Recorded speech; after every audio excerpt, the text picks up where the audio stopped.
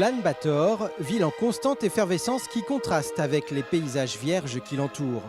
Regroupant près de la moitié des 3 millions d'habitants du pays, la capitale de la Mongolie est aussi le point de départ d'un nouveau raid d'aventure 100% féminin. Après 3 épreuves au Sultanat d'Oman, Jérôme Hardy propose avec la Mongolie Aventura Cup une nouvelle destination totalement inédite.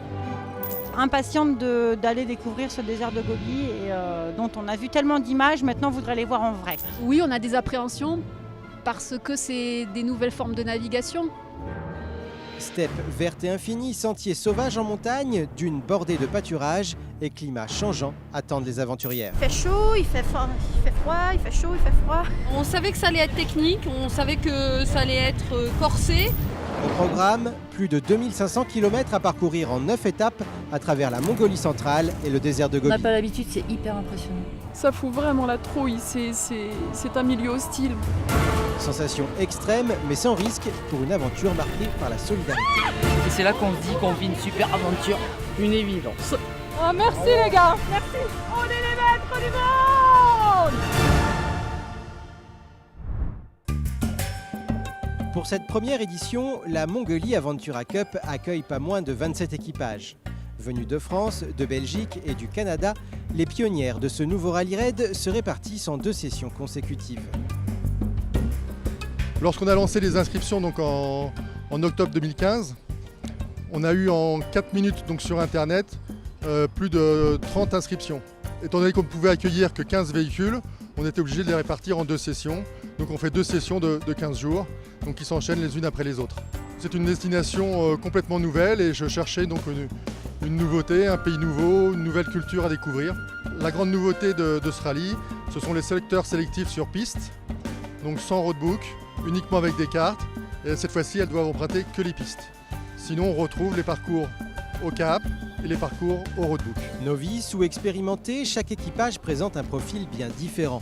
Amis, collègues, les liens qui unissent les concurrentes peuvent même être originaux, comme pour les Canadiennes Hélène et Chadet. Alors, dans le fond, on est belle-mère et belle-fille. C'est ça. Une combinaison idéale. On se connaît bien. Ouais. Et puis aussi, je dis souvent aux gens, pour faire ces expéditions-là, il faut s'aimer. S'aimer beaucoup. De leur côté, Cindy Lee et Caroline se connaissent mais n'ont jamais fait de rallye ensemble.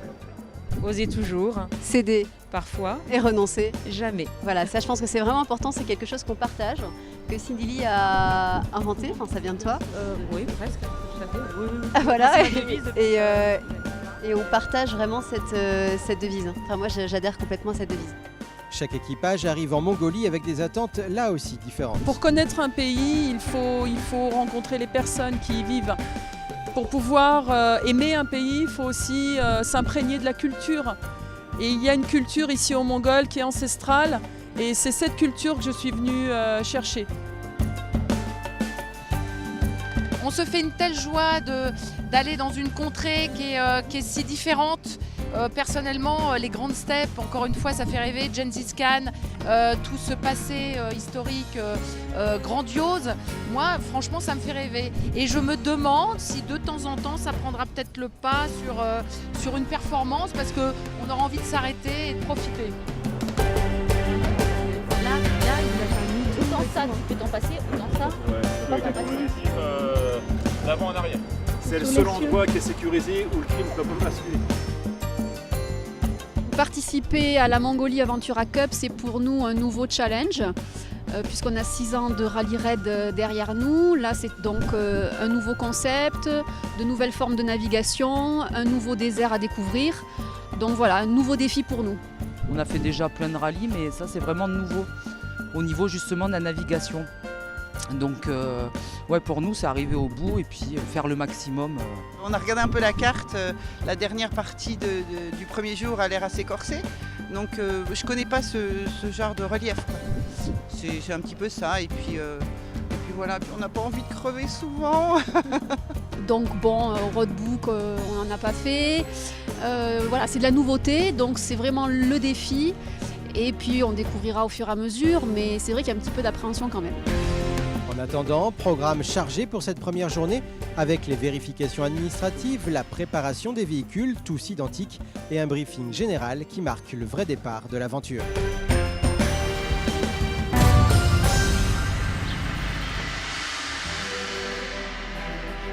C'est tôt, très tôt, à 5 h du matin que les aventurières ont rendez-vous sur la place Gengis Khan pour le grand départ du rallye. On est prête, on est au top, on a envie de rouler dans les steppes. Dans quelques instants, les 27 équipages s'élanceront après de longs mois de travail pour boucler leur budget. On est content d'enfin partir. Et puis quand même zéro compteur, ils sont verts. Donc avec le soleil en plus. sur la maison, tout va passer tout seul. Et l'heure, elle est... L'heure, c'est sur la maison. Et sur la maison. Ouais, tu récupères l'heure ici. Et cette page-là que tu prends en photo.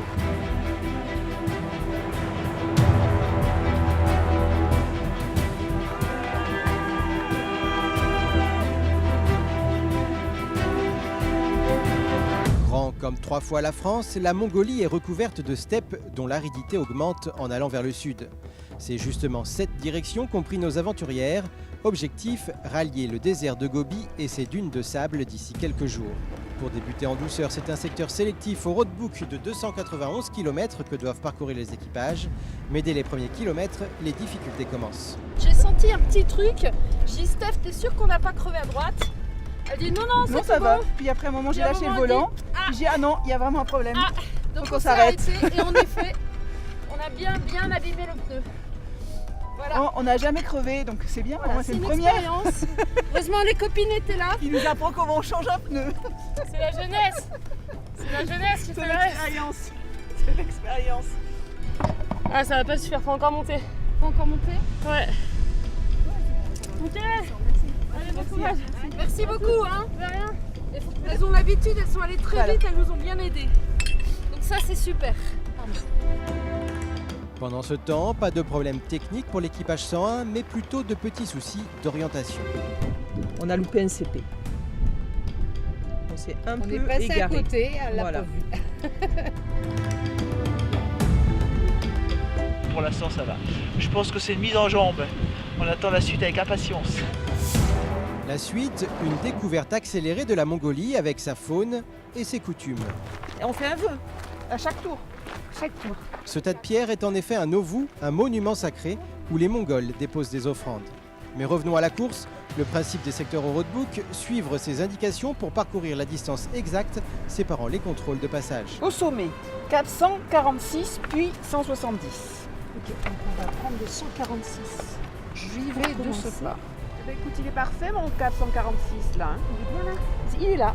Évidemment, les positions des contrôles sont inconnues. Suivant le nombre de kilomètres parcourus, en trop ou en moins, des pénalités sont appliquées, permettant d'établir le classement. On cherche un cairn. Et on a un petit doute parce qu'on a vu une pierre qui est à peu près positionnée au kilométrage qu'on cherchait. Mais du coup, on ne trouve pas la piste 93 degrés. Là, l'étape qu'on appréhende le plus, c'est celle qui s'en vient. Là. Roadbook et GPS, ça va, on maîtrisait, mais là, boussole puis carte, on est un peu plus inquiet, mais ça va aller. Pour terminer la journée, c'est en effet un secteur au cap qui attend les concurrentes.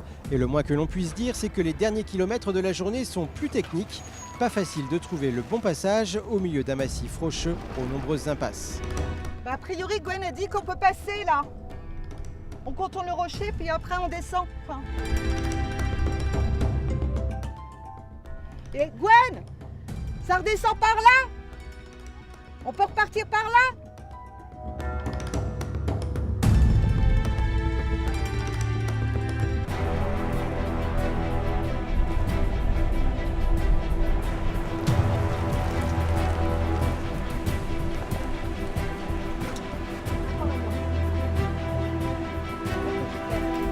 Étant donné qu'on est dans un environnement très très rocheux et qu'on voulait pas faire trop de kilomètres, on avait une marche assez haute, donc on a approché tout doucement et on a essayé de mettre la voiture un peu en déséquilibre.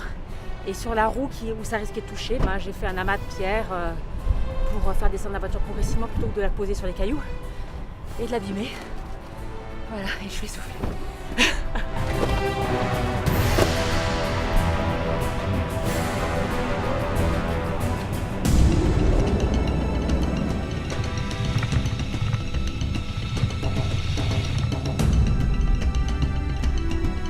À l'arrivée, c'est un bivouac qui attend les concurrentes pour leur première nuit de repos.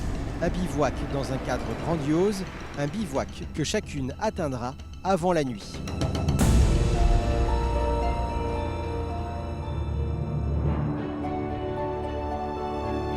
Après un repos bien mérité et un petit déjeuner réparateur, c'est dans l'ordre du classement que les concurrentes s'élancent pour la seconde étape. En tête de la première session, Christelle et Angélique, venues de l'île de Ré. Première journée, super dur. Le temps de se mettre au GPS, etc. On a pris le pli. Et puis on a tracé. On était pris par le temps, donc il fallait y aller. Mais bon, on a bien géré, on s'est fait confiance. Ouais. Et puis du coup, on est première le premier jour. Donc ça, on est super fiers, c'est super cool. Pas moins de 250 km au programme du jour, répartis en 4 secteurs sélectifs. Premier d'entre eux, un secteur au cap, au milieu d'un massif rocheux classé au patrimoine de l'UNESCO. Objectif, rejoindre des points GPS en parcourant le moins de kilomètres possible, la plupart du temps en hors-piste. Il y a beaucoup de roches. C'est très difficile d'identifier parce qu'il y a certains endroits où le terrain a l'air très beau et il est très beau. Et il y a certains endroits que le terrain a l'air pareil, très beau, mais tu arrives puis c'est plein de roches. Puis tu peux vraiment pas traverser. Donc c'est très difficile de prendre des décisions stratégiques. La stratégie, faire plus de kilomètres en évitant les difficultés ou bien aller au plus court en les affrontant. Trialise, on essaye d'être au plus près de la trajectoire. Si certaines s'en sortent rapidement. Trop bon, on vient de trouver la balise, on est passé par le chemin, je pense, l'un des plus intéressants. Donc on est très content de trouver cette première balise. Parce qu'on a un petit peu galéré là pour déplacer les pierres, pour essayer de trouver le chemin le plus direct. Une grande majorité des concurrentes va perdre beaucoup de temps à essayer de trouver le passage au milieu de ce massif. À commencer par Stéphanie et Virginie qui vivent ici leur premier rallye. Bah là ça passe, c'est en bas quoi. On sait pas, mais là ça passe. Mais plus bas.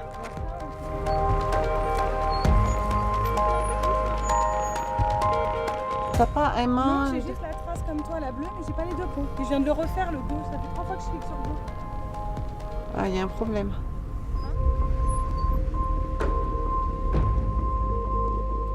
On est sur le bon cap, mais impossible de passer, il y a des rochers partout. Donc les filles, tout le monde cherche.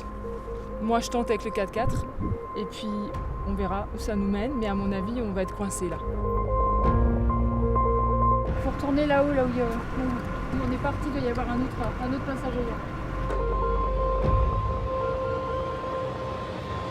Après une analyse minutieuse des cartes, confrontée à la réalité du terrain, l'ensemble des concurrentes des 2 sessions de cette première édition de la Mongolie Aventura Cup finira par venir à bout de ce secteur très trialisant.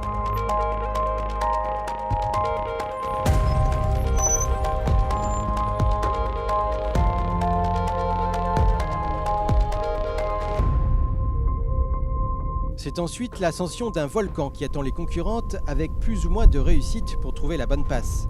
Mais le point d'orgue de la journée est encore à venir, la visite de l'école d'Olzit, une école pour laquelle chaque équipage avait récolté des dons en France, certains étant même allés plus loin. Cathy, comme je l'expliquais avec un anglais très approximatif et grand-mère, elle a souhaité associer l'école de ses petits-enfants à l'école que nous allions visiter en Mongolie. Et le directeur de l'école de mes petits-enfants m'a proposé un échange de dessins. Et je suis repartie de l'école avec 4 albums de photos et je tenais absolument à ne pas rater ce moment-là. C'est pour ça que, comme on a failli le rater, quand on est arrivé à l'école, l'émotion a pris le dessus.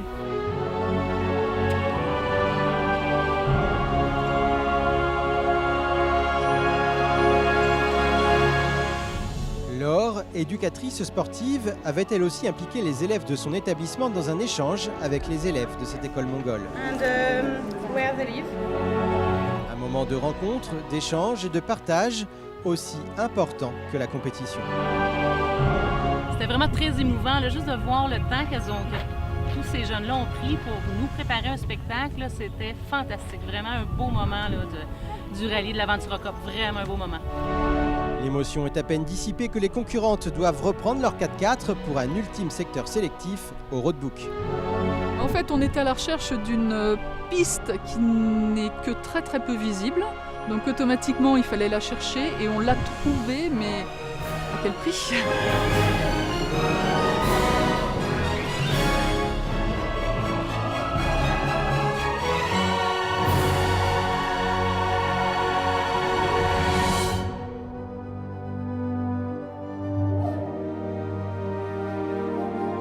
Après une première nuit passée dans un camp de yourtes, l'habitat traditionnel nomade, la troisième étape s'annonce une nouvelle fois copieuse. Tout commence par un secteur sélectif au roadbook sur un terrain accidenté au pied d'une falaise impressionnante.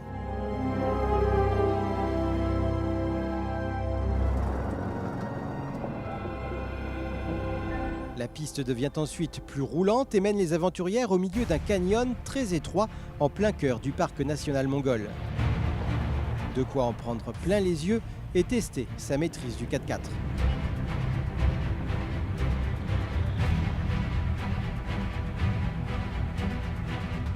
Traversées de guet, roches et passages très étroits vont demander doigté et précision à des concurrentes sous le charme de ce décor de cinéma.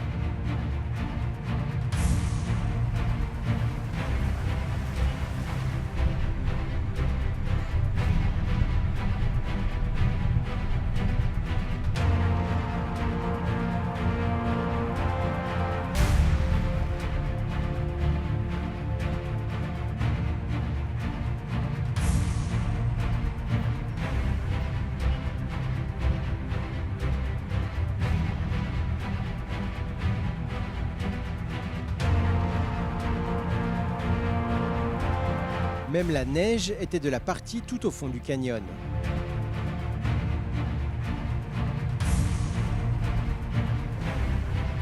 Une fois sorti, un petit secteur sélectif au cap de seulement 59 km attend les aventurières. Oui, mais un secteur longeant un shot, c'est-à-dire un lac asséché. De nombreux équipages vont s'y échouer malgré les recommandations faites par l'organisation lors du briefing matinal.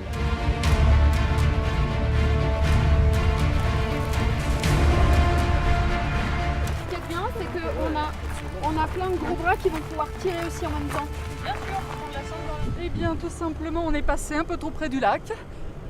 On a cru que c'était suffisamment sec parce qu'on a marché dessus. Bon, évidemment, entre mon poids et celui de la voiture, il n'y a pas photo. Et la voiture, malheureusement, s'est embourbée. Heureusement, les 122 sont arrivés pour nous sauver. Et les conseils de Jérôme nous ont beaucoup servi. Merci pour tout ce que j'ai appris, parce que là, j'ai déjà appris plein de choses. Allez. Même si dans les Andes, tu nous fais pas ça.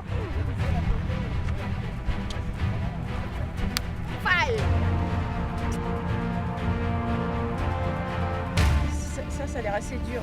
On va essayer de la mettre là. Allez, je te remplace. Quand j'en pourrai plus, je t'appelle. Ça fait chrouche. Ouais. Je pense qu'il peut mieux prendre son temps et bien essayer de dégager au maximum. C'est vrai. Et faire bien que faire trop vite et puis en fait ça va brûler et ça va être pire. Je vais arracher la pelle.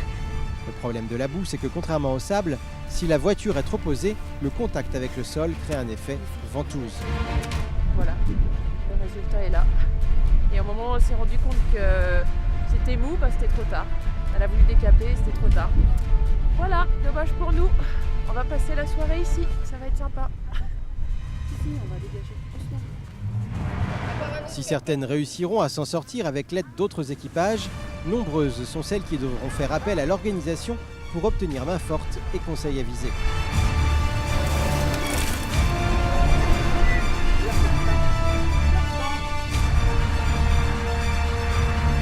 À la limite, il valait mieux que ça nous arrive là, juste au bord du lac, pour pouvoir s'en sortir. Et puis, je pense prendre un autre itinéraire.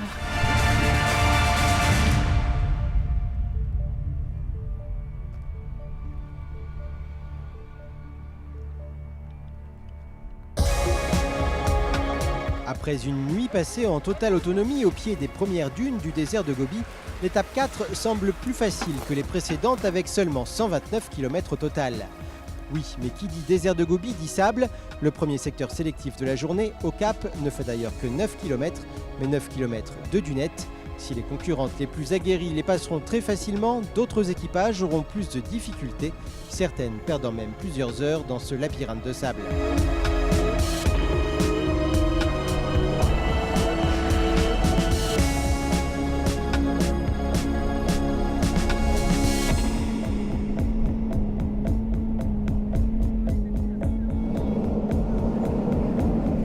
La différence de terrain proposée par le rallye au sein d'une même étape impose une adaptation permanente du 4x4. Je suis en train de regonfler après qu'on soit passé par les quelques dunettes juste après le bivouac. Donc nous étions gonflés à 1,5, 1,6 et là je regonfle personnellement à plus de 2,5, enfin à 2,5 parce que comme on va avoir vraiment des cailloux et que les pneus sont un peu fatigués, je préfère un petit peu plus gonflé qu'un petit peu moins gonflé. C'est en effet un secteur sélectif au Cap, en plein cœur d'un massif montagneux qui attend maintenant les concurrentes. Et où sont droites là? Deux options possibles, par les hauteurs, plus simples mais plus longs en distance, ou par le fond du canyon, comme ici pour Stéphanie et Anne.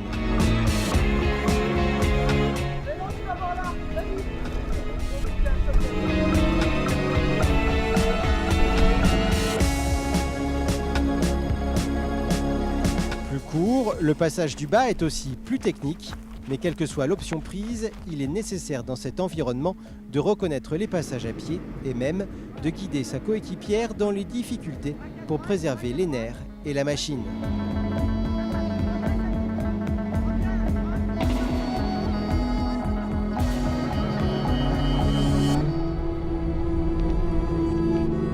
Ah, c'était un truc de dingue. Par contre, il faut un bon copilote et un bon pilote. Non, c'est clair. Il faut se faire confiance. C'est clair, des trucs comme ça. Des caillasses en dévers comme ça. C'est trop bien. Le dernier secteur, seulement 7 km, mais dans les dunes, c'est dur à moins certains équipages. Faire des virages dans le sable, c'est pas évident. Parce qu'il faut que tu roules à une certaine vitesse, sinon tu te calmes. Pas que tu calmes, mais tu t'enlises. Puis le virage qu'on a à faire, c'est quand même relativement serré pour les conditions actuelles, ce qui fait que je sais pas comment bien elle va pouvoir tourner. Si elle braque trop ses roues, si elle perd la vitesse, puis là, puis elle casse. Dans le creux, c'est plein de sable. Hein. Enfin, tu me dirais, il y en a partout, mais... Je pense qu'il faut aller par là. On voudrait plutôt des dos. On sait que les herbes à chameau vont nous aider à tenir les dunes. En bas, on ne sait pas trop si c'est pas trop mou. On voit pas trop. Étant donné que le vent a croûté le sable et qu'en dessous c'est très chaud. Donc ça veut dire que c'est très bon que ça s'enfonce. Donc déjà on a pelleté ce matin, on va pas recommencer. Pour Stéphanie et Virginie, par contre, ces journées pelletage, totalement novices en 4x4, elles découvrent le sable, bien conseillé par l'organisation, toujours présente.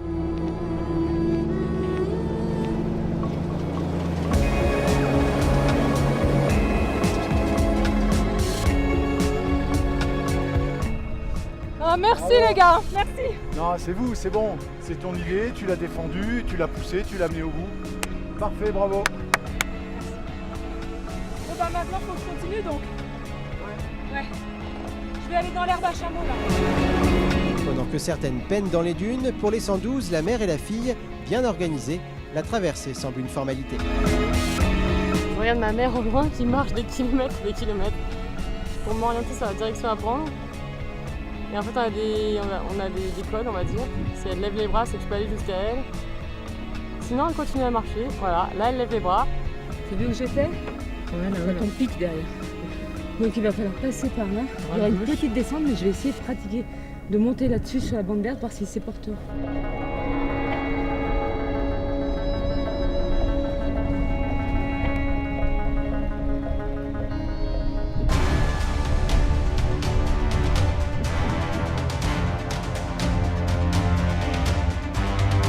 L'objectif c'est ça, c'est déjà de finir, c'est d'aller le plus loin possible. C'est pas ce qui va nous arrêter, c'est tout. On était au cap, c'est déjà bien. C'est notre dernière virée dans les plaines de Mongolie. C'est la dernière journée, hein, on est fatigués. On est épuisés. On n'a pas le choix, il faut aller au bout. Ouais. 48 heures de galère avec notre véhicule, donc du coup là il faut se remettre dans la course pour essayer au moins de finir l'arrivée. Mais bon, on lâche rien. À seulement mi-parcours, les 27 équipes de la première édition de la Mongolie Aventura Cup ne sont pas encore au bout de leurs surprises et de leurs efforts. Que devront-elles affronter lors des 5 dernières étapes? Qui remportera la première édition de ce nouveau raid 100% féminin? Verdict dans le prochain épisode.